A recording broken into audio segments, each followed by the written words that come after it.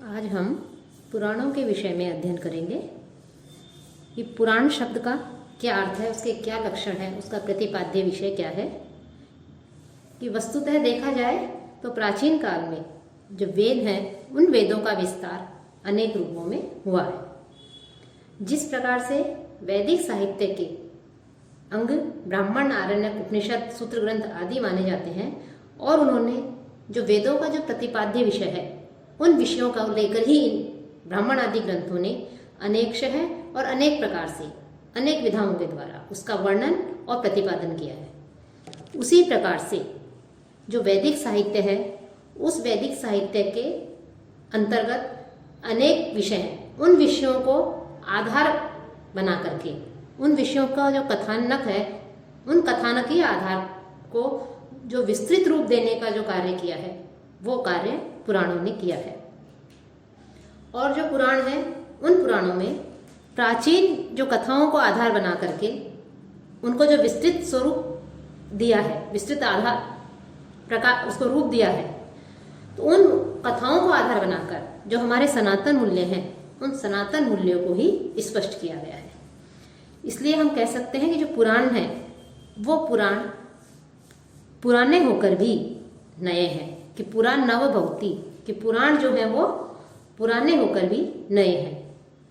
पुराण शब्द का अर्थ देखें तो पुराण शब्द का अर्थ है पुराना या प्राचीन।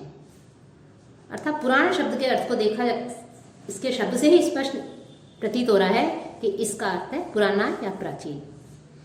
कि पद्म पुराण में पुराण शब्द का जो स्वरूप है वह स्वरूप स्पष्ट करते हुए भी कहा है कि प्राचीन कालीन जो परंपराएं हैं उन परंपराओं की कामना करने वाले या उन प्राचीन परंपराओं का वर्णन करने वाले जो ग्रंथ हैं उन ग्रंथों को पुराण कहा जाता है। पुराणों की इसी प्राचीनता और महत्ता के कारण ही पुराण का अर्थ जो प्राचीन ज्ञान है उस प्राचीन ज्ञान को प्रकट करने के रूप में किया जाता है। कि अर्थात जो प्राचीन घटनाओं को, प्राचीन जो परंपराएं हैं उन परंपराओं को, घटनाओं को अपने आप में जीवित रखता है वह पुराण है। पुराण परंपराओं के पोषक हैं और पुराण शब्द के अनेक पर्याय भी प्राप्त होते हैं हमें, पुरातन, चिरंतन आदि। और भारतीय जो हमारा संस्कृत वाङ्मय है उसमें इतिहास और पुराण इनके बीच में घनिष्ठ संबंध माना जाता है। तो इस प्रकार से पुराण परंपराओं के पोषक हैं, सनातन मूल्यों के प्रतिपादक हैं, वेदों के विस्तारक हैं और वो प्राचीन ग्रंथ हैं। प्राचीन घटनाओं को, परंपराओं को वो अपने आप में जीवित रखते हैं। पुराणों का विषय अथवा इनका लक्षण मुख्यतः 5 है। कि सर्ग, प्रतिसर्ग, वंश, मनवंतर तथा वंशानुचरित। कि पुराणों का जो लक्षण दिया गया है यह लक्षण बहुत ही विष्णु पुराण में पुराणों का लक्षण देते हुए कहा है कि सर्गः च प्रतिसर्गः च वंशो मन्वन्तराणि च सर्वेषु एतेषु कथ्यन्ते वंशानुचरितं च यत्। कि पुराण इस आधार पर जो लक्षण बताया गया है इस आधार पर ही पुराणों के मुख्यतः 5 लक्षण हैं, सर्ग, प्रतिसर्ग, वंश, मनवंतर तथा वंशानुचरित। अब इसमें जो सर्ग है उस सर्ग का अर्थ है सृष्टि। कि पुराणों में सृष्टि की जो रचना है उस रचना का रहस्य अनेक प्रकार से वर्णित है। सृष्टि किसे कहते हैं? कि जो जड़ और जो चेतन है उस जड़ चेतन के विचित्र संयोग का जो परिणाम है वो परिणाम ही सृष्टि है। विभिन्न जो अनेक प्रकार के पुराण हैं उन विभिन्न पुराणों में देवता जो है उस देवता विशेष को सृष्टि का स्रोत कहा गया है। किसी भी प्रकार की सृष्टि हो उस सृष्टि का रचयिता महेश्वर को माना गया है तो कहीं इसके निर्माता ब्रह्मा, विष्णु आदि माने गए हैं। और पुराणों में मुख्य रूप से निम्न जो तत्व हैं उन तत्वों को सृष्टि रचना में आवश्यक माना गया है।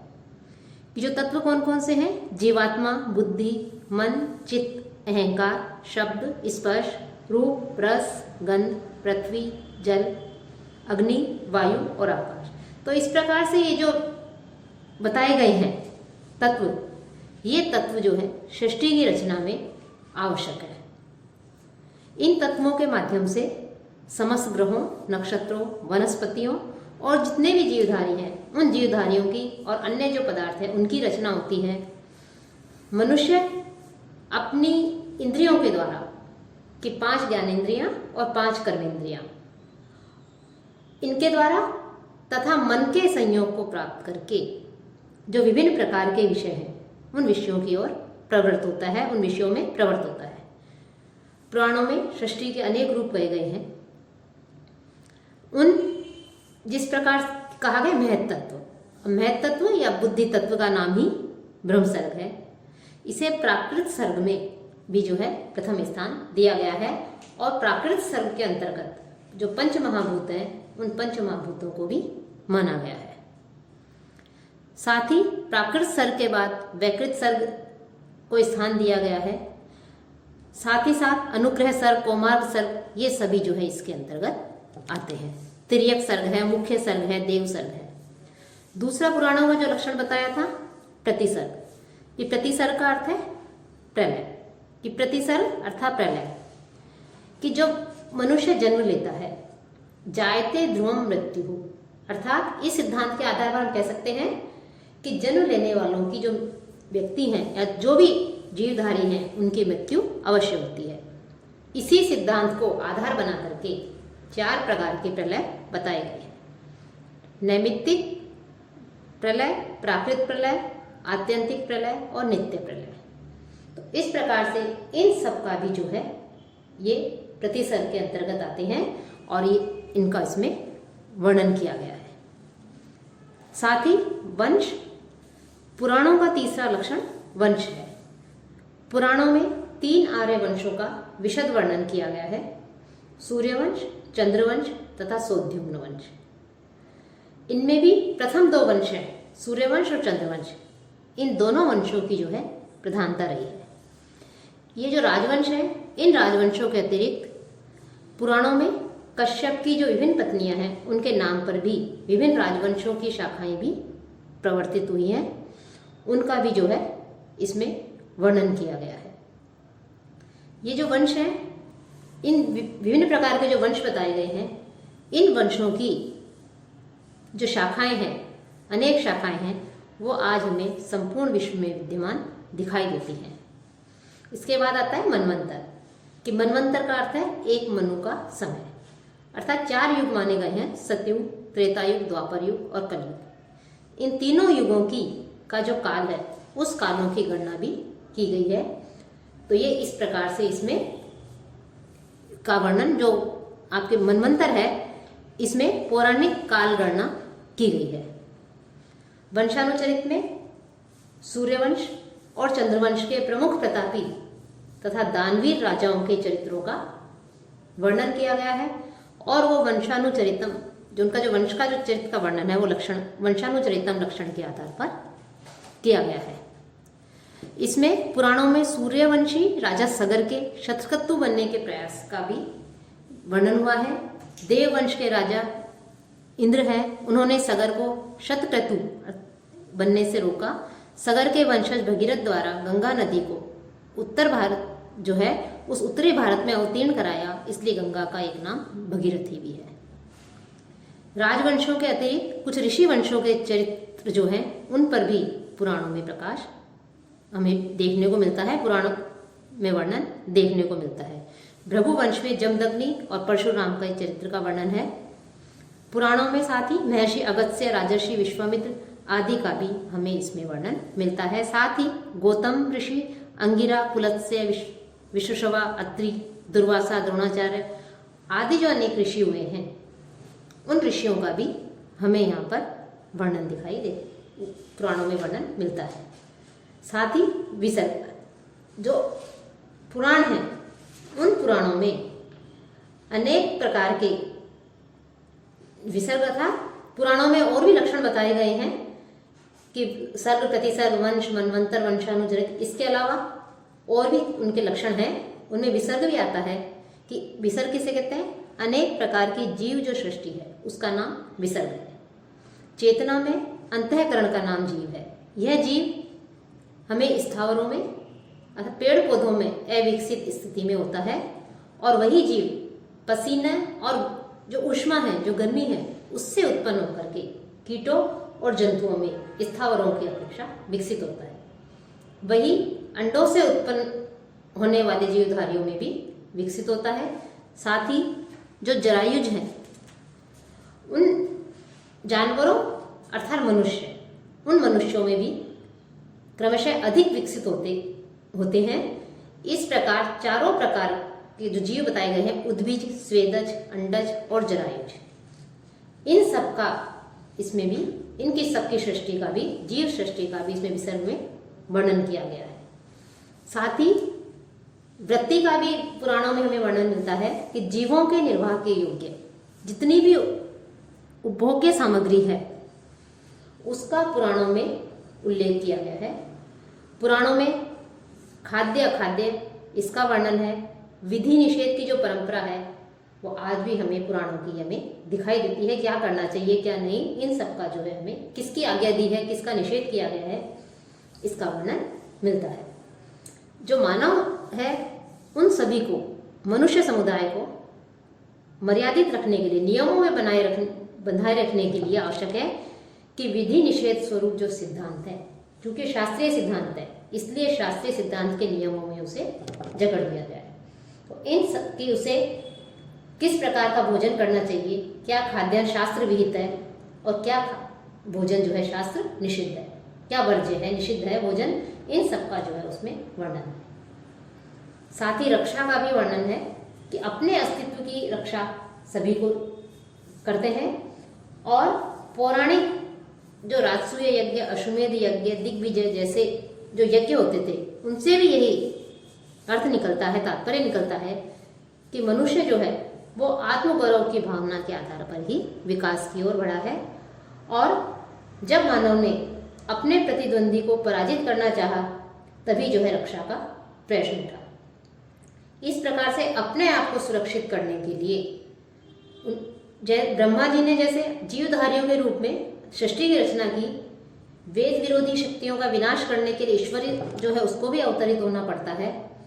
तो अपने आप की रक्षा करने के लिए, सनातन मूल्यों की रक्षा करने के लिए, धर्म की रक्षा करने के लिए जो अवतार है, उस अवतार तत्व का भी विस्तृत विवेचन हमें पुराणों में मिलता है। पुराणों में मुख्य रूप से दशावतार की चर्चा हमें मिलती है कि मत्स्य अवतार, कूर्मा अवतार, वाराह अवतार, नरसिंह अवतार आदि जो हैं, ये अवतारवाद भी हमें इसमें पुराणों में देखने को मिलता है।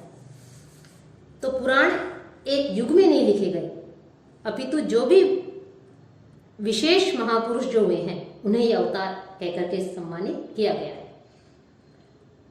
साथ ही वस्तुतः हम देखें कि ईश्वर जो है उसका जब अवतार होता है, चाहे वो किसी रूप में हुआ हो, मत्स्य अवतार हो, कूर्म अवतार हो, वाराह, नरसिंह, ये सब अवतार जो हैं ये बिना निष्प्रयोजन नहीं होते हैं, इनके पीछे कोई ना कोई प्रयोजन होता है। और पुराणों में इस बात का स्पष्ट उल्लेख किया है, स्पष्ट रूप से बताया है कि जब धर्म का ह्रास होता है और अधर्म की वृद्धि होती है, तब श्री भगवान जो ईश्वर हैं वो दुष्टों का विनाश करने के लिए, सज्जन व्यक्तियों की रक्षा करने के लिए, संतों की, ऋषि मुनियों की रक्षा के लिए, वेद की जो मर्यादाएं हैं उनकी स्थापना के लिए स्वयं को किसी जीवधारी के रूप में, जिसे हम अवतार कह देते हैं, तो उस जीवधारी के रूप में अपने आप को प्रकट करते हैं। वस्तुतः पुराणों का जो अवतारवाद है उस पर भक्तिवादी जो दर्शन है उसकी गहरी छाया प्रतिबिंबित होती है। और जो अवतारवाद है, इस अवतारवाद के आड़ में हम देखें तो इसका दुरुपयोग भी किया गया अवतारवाद का। इस अवतारवाद को लेकर के अनेक प्रकार के आडंबर भी जो है बाद में अनेक प्रकार के आडंबर भी प्रचलित हुए हैं। लेकिन मुख्य रूप से जो अवतार हैं, इन अवतारों का भी संबंध जो है, जो समाजशास्त्री जो हुए हैं उन्होंने विकासवादी सिद्धांत से फिर जोड़ दिया है कि जहाँ अच्छाई होती है वहाँ उसके साथ कुछ ना कुछ बुराई भी होती है। तो अवतारवाद की आड़ में जैसे हम कहते हैं मूर्ति पूजा है, दान आदि है, अनेक प्रकार के आडंबर हैं, इन सब आडंबरों का भी पुराणों का केंद्र बना दिया गया। लेकिन फिर भी जो है विकासवादी सिद्धांत भी इन पुराणों के में जो अवतारवाद है उसके संबंध को इससे जोड़ा गया। और इसका प्रत्यक्ष उदाहरण श्री कृष्ण को हम देख सकते हैं कि जहाँ मत्स्य अवतार है, अर्थात मछली कहते हैं, मत्स्य या क्षेत्र जल तक सीमित है। कूर्मावतार जल और थल पर चल सकता है। वराह या शुकर अवतार जिसे कहते हैं वराह अवतार, वो पृथ्वी पर दौड़ सकता है। तपाश्विक जो शक्ति है उनका प्रतीक है। नरसिंह अवतार अर्ध शेर और अर्ध मनुष्य का है। वामन अवतार एक अविकसित मानव का रूप है। परशुराम क्रोध का अवतार है। रामचंद्र मर्यादित मानव के प्रतीक है। श्री कृष्ण दर्शन और राजनीति के साक्षात अवतार हैं। बुद्ध जो है वो समस्त वासनाओं से ऊपर उठकर मानव को निर्माण की जो निर्वाण है, मोक्ष है, उसकी शिक्षा देते हैं। कलयुग के पापों का शमन करने के लिए उनका अवतार होगा। वह बिना युद्ध के संसार पर विजय प्राप्त करके जो कलयुग है, जो कल के अवतार होगा, वो कल के अवतार जो है सतयुग की शुरुआत करेगा। और मत्स्य और जो कूर्म अवतार हैं, उन अवतारों ने जलमग्न जो सृष्टि है उस सृष्टि का उन्होंने उद्धार किया। अवतार का अर्थ है नीचे उतरना, कि जब ईश्वरीय शक्ति किसी जीवधारी के अंदर प्रकट होती है तो उसी व्यक्ति को जो है अवतार कह दिया जाता है। और इस प्रकार से इन सब का भी इसमें वर्णन है। साथ ही पुराणों के लक्षण में एक लक्षण जो है दिया गया है हेतु, कि जीवों के जन्म का कारण अविद्या बताया गया है। अविद्या के कारण जीव का नित्य शुद्ध बुद्ध एवं चैतन्य स्वरूप है उसका वो धूमिल हो जाता है। इसी अविद्या को जन्म का हेतु कहा गया है कि संसार के जितने भी जीव हैं उन सभी जीवों का जो संसरण है वो अविद्या के कारण ही होता है। दार्शनिक जो दृष्टिकोण है उस दृष्टिकोण को अपना करके जो पुराण है उन पुराणों में अविद्या के स्वरूप को बहुत अधिक जो है स्पष्ट किया गया है। और अविद्या को हम माया भी कह सकते हैं कि वस्तुतः अविद्या का नाम जो है वो माया का ही एक नाम है। माया त्रिगुणमयी बताई गई है।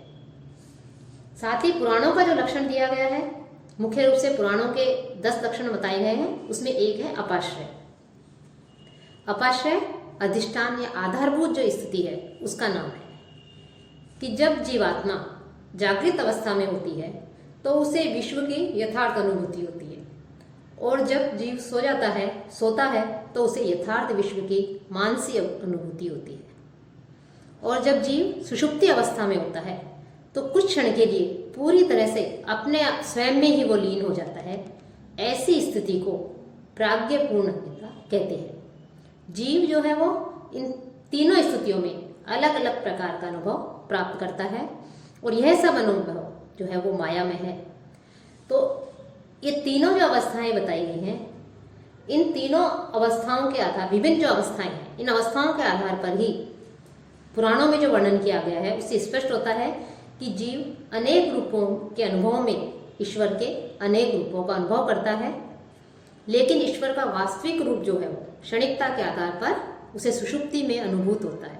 यदि जीव तुरीय अवस्था को प्राप्त कर ले तो वह अपने यथार्थ रूप को भी प्राप्त कर लेता है। तो इस प्रकार से हम देखते हैं कि जो पुराण है उन पुराणों में मुख्यतः तो 5 लक्षण बताए गए हैं, सर्ग प्रतिसर्ग, वंश, वनवंतर तथा वंशानुचरित। लेकिन भागवत पुराण में पुराणों के 10 लक्षणों को के विषय में बताया है। सर्ग, विसर्ग, वृत्ति, रक्षा, अंतराणी, वंश, वंशानुचरित, संस्था, हेतु तथा अपाश्रय। ये तो 10 लक्षण हैं।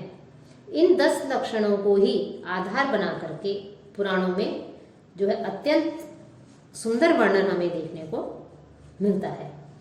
तो इस प्रकार से पुराण जो है वो वास्तव में जो पुराण है वो पुराण भारतीय धर्म, साहित्य, इतिहास आदि के भी कह सकते हैं एक कोश है, और ऐतिहासिक और धार्मिक दृष्टि से पुराणों का अत्यधिक महत्व है। अब जहाँ तक पुराण जो है उन पुराणों के महत्व के विषय में हम देखें, पुराणों का क्या महत्व है, उनकी विषय वस्तु क्या है, उसके विषय में हम उसमें किन प्रकार की विधाओं का वर्णन किया गया है, किस किस का उसमें वर्णन है, इसका हम अगले व्याख्यान में अध्ययन करेंगे।